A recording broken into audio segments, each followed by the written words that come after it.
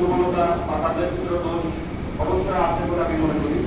পাশাপাশি যারা আমরা অভিভাবক আছি তাদেরকে সচেতন থাকতে হবে যে আজকে আপনার ছেলে আপনার মেয়ে তারা স্কুলে যাচ্ছে, তারা ক্লাস করছে কিনা, মাদ্রাসায় যাচ্ছে, কোচিংয়ে যাচ্ছে, করছে কিনা, কিন্তু আমাদের নিঃসন্দেহে খোঁজ খবর রাখা উচিত এবং দায়িত্ব বা কর্তব্য বলে আমি মনে করি।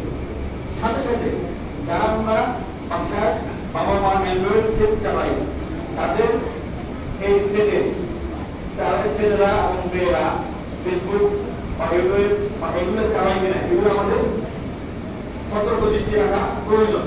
হ্যাঁ, ইন্টারমিডিয়েট পড়ে বা এসএসসি পড়ে ভালো স্টুডেন্ট, সে কোচিং করে অনলাইনে অবশ্যই করবে, কিন্তু সেটা করবে একটা ওপেন রুমে, কোন জায়গায় যেটা আপনার গণজাতকে এক মহিলা করছে না, ওখানে ড্রয়িং রুমটা দেখেন দেখুন। আমার পাশে কিছু কথা বললাম, আপনাদেরকে ধন্যবাদ আমার কথা বলার জন্য। আর আমাদের পরে যদি কেউ করতে চান তাহলে আমরা হয়তো 10-15 মিনিট কথা বললাম। আর আপনাদের সমাজের সমস্ত ভালো কাজের সাথে, আপনাদের সমাজের সমস্ত ভালো কাজের সাথে আমি ব্যক্তিগতভাবে এবং সামগ্রিকভাবে আপনাদের পাশে থাকবো সারা জীবন ইনশাআল্লাহ।